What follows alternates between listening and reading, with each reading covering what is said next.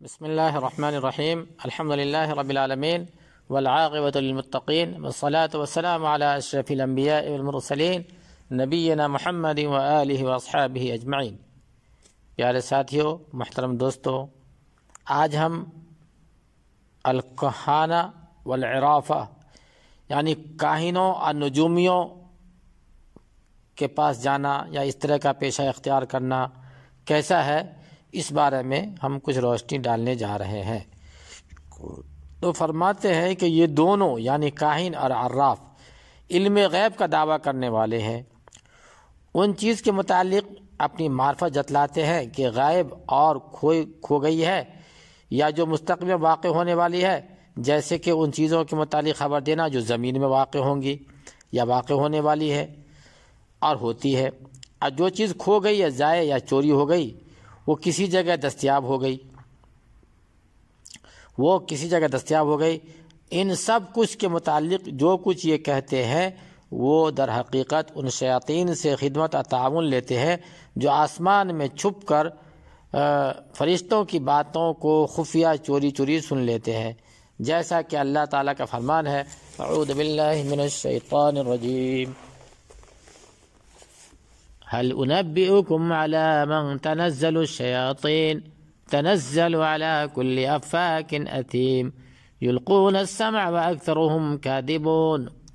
ترجمہ، کیا میں تمہیں بتلاؤں کہ شیطان کس پر اترتے ہیں؟ وہ ہر ایک جھوٹے گنہگار پر اترتے ہیں، اچٹتی ہوئی سنی سنائی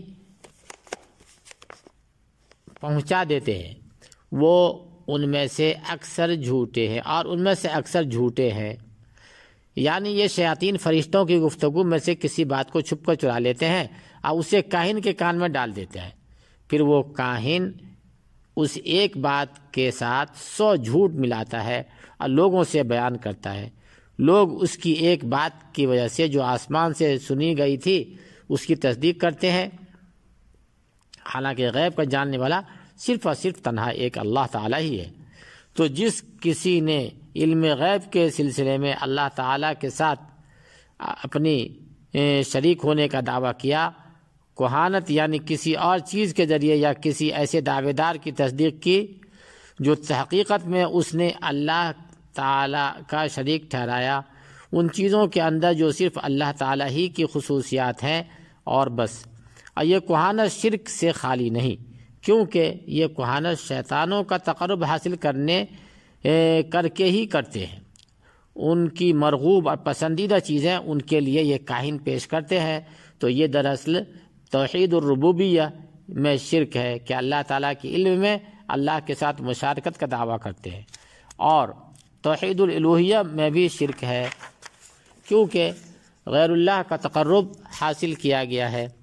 ایسی چیزوں کے ذریعے جو عبادت ہے، یعنی جیسے کہ جانوروں کا ذبیحہ وغیرہ پیش کر کے، کہ جانوروں کو جو ذبح کرنا ہے وہ اللہ کے لیے ذبح کر سکتے ہیں، اللہ کے نام پہ ذبح کرنا چاہیے، نہ کہ کسی غیر کے نام پہ۔ تو یہ سب شرک میں داخل ہو جائے گا، غیر اللہ کے نام پہ جانور ذبح کریں گے تو، یا غیر اللہ کے لیے بھی ذبح کریں گے تو بھی شرک ہی ہو جائے گا، چاہے اللہ کے نام سے ذبح کرے لیکن غیر اللہ کے لیے تو بھی وہ شرک میں ہی داخل ہو جائے گا۔ سیدنا ابو ہریرہ رضی اللہ عنہ سے مروی ہے کہ نبی کریم صلی اللہ علیہ وسلم فرمایا من اتی کاہنا فصدقہ بما یقول فقد کفر بما انزل علی محمد صلی اللہ علیہ وسلم۔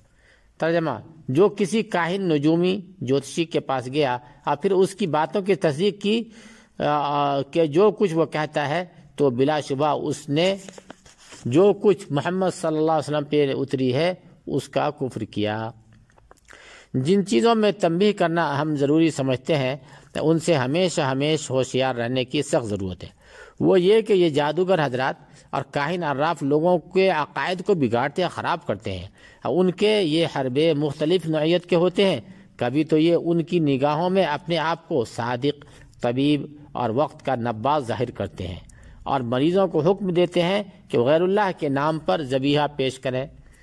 یعنی ایسا دمبا، بکرا یا مرغ ذبح کریں جو ایسی صفات کے حامل ہوں، یا ان کے لیے شرکیہ منتر اور شیطانی تعویذ کی لکیریں لکھتے ہیں جن کو محافظ اور دفاع کا نام دیتے ہیں، اسے انہیں اپنی گردنوں میں لٹکانے کے لیے یا اپنی صندوقوں اور گھروں میں رکھنے کے لیے کہتے ہیں، اور بعض ایسے ہیں جو کہ اپنے آپ کو یہ ظاہر کرتے ہیں کہ وہ گمشدہ چیزوں کا علم رکھتے ہیں، اور جو چیزیں ضائع ہو گئی ہیں وہ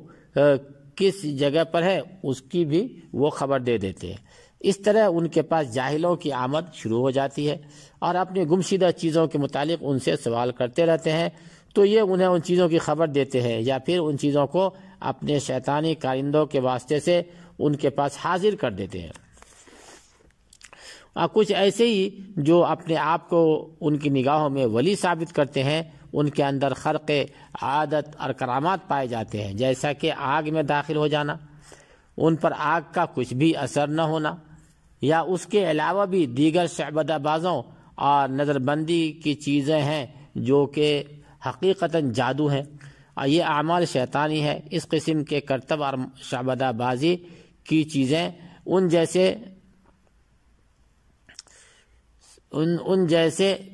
جیسوں کے ہاتھوں جاری ہوتے ہیں، جو فتنہ کے سوا اور کچھ بھی نہیں ہے، یا یہ تخیلاتی امور ہیں جن کے سرے سے کوئی حقیقت ہی نہیں، بلکہ یہ تو خفیہ یعنی پوشیدہ حیلہ اور مکر ہے، جسے اس کے فنکار لوگوں کی نگاہوں کے سامنے پیش کرتے ہیں، جیسے کہ فرعون کے جادوگروں نے رسی اور لاٹھی کا کرتب دکھایا۔ شیخ الاسلام ابن تیمیہ رحمۃ اللہ علیہ نے بطائحی احمدی رفاعی کے جادوگروں سے ایک مناظرہ کے سلسلے میں فرمایا کہ شیخ بطائحی نے اپنی آواز کو بلند کرتے ہوئے کہا، ہم اصحاب حالات و کمالات ہیں اور ایسی ایسی خوبیوں کے فنکار ہیں، اور ہمارے خوارق حالات میں سے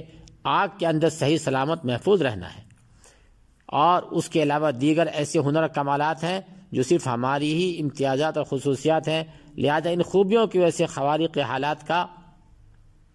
صرف ہمیں ہی مستحق گردانا جائے۔ اس کی یہ لاف زنی سننے کے بعد شیخ الاسلام ابن تیمیہ رحمہ اللہ نے نہایت غضبناک ہوتے ہوئے آواز بلند کیا اور فرمایا، میں تمام احمدیوں کو خواہ دنیا کے کسی بھی مغرب اور مشرق جہت میں ہو، سب کو مخاطب کرتے ہوئے کہتا ہوں کہ تم جو کمالات اور جتنے بھی کرتب آگ میں کود کر دکھا سکتے ہو، اتنے ہی کمالات اور کرتب میں بھی آگ میں داخل ہو کر دکھا سکتا ہوں۔ ہم میں سے جو آگ میں جل جائے وہ مغلوب ہو گیا، اور بسا اوقات میں نے یہ بھی کہا کہ اس پر اللہ تعالیٰ کی لعنت ہو، لیکن شرط یہ ہے کہ پہلے ہم سب اپنے جسموں کو سرکہ اور گرم پانی سے دھو لیں، پھر آگ میں کودیں۔ شیخ الاسلام ابن تیمیہ رحمۃ اللہ علیہ کا ایسا کہنا تھا کہ تمام عمراء اور سارے لوگ جو وہاں بیٹھے تھے حیرت میں پڑ گئے۔ اس سلسلے میں مجھ سے دریافت کرنے لگے تو میں نے انہیں جواب دیا کہ یہ لوگ آگ میں داخل ہونے کے لیے ایک حلیہ اپناتے ہیں، جسے چند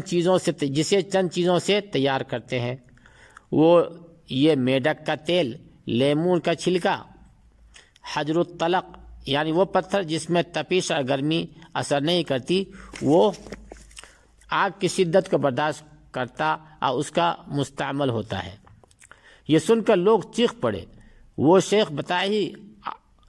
آگ پر اپنی قدرت کاملہ کا اظہار کرنے لگا اور بولا کہ میں اور تم یعنی شیخ الاسلام ابن تیمیہ اپنے جسم پر گندک کا لیپ کریں اور پھر بوریا یعنی چٹائی میں اپنے آپ کو لپیٹ لیں۔ یہ سن کر شیخ الاسلام نے ان سے کہا، اسی وقت کھڑے ہو جا، اور اس عمل کے لیے اس سے برابر اصرار کرتے رہے۔ تو اس نے اپنا ہاتھ پھیلایا گویا کہ وہ اپنی قمیص نکالنے جا رہا ہے، تو میں نے اس سے کہا کہ بس اتنا نہیں بلکہ تو پہلے سرکہ گرم پانی سے خوب اپنا بدن کو دھو لے۔ یہ سن کر وہ اپنی عادت اور طریقے پر وہم کا اظہار کرنے لگا اور خوف کھا گیا۔ پھر کہنے لگا، جو شخص اپنے امیر سے محبت کرتا ہے اسے چاہیے کہ لکڑیاں اکٹھی کر لے، یا یہ کہا کہ لکڑیوں کا ایک انبار لگائے۔ تو میں نے اس کی یہ سن کر پھر کہا کہ یہ تو اچھا خاصا لمبا وقت لے لے گا اور یہ مجمع تو پھیل جائے گا، لوگ منتشر ہو جائیں گے اور جو مقصد ہے وہ بھی فوت ہو جائے گا، بلکہ بہتر ہے کہ ایک قندیل روشن کیا جائے، ایک چراغ ڈبی وغیرہ روشن کی جائے اور میں اور تم اپنی اپنی انگلیاں خوب صاف دھو لیں اور پھر اس دیا کی آگ میں ڈال دیں، جس کی انگلی جل جائے اس پہ اللہ کی لعنت ہو، یا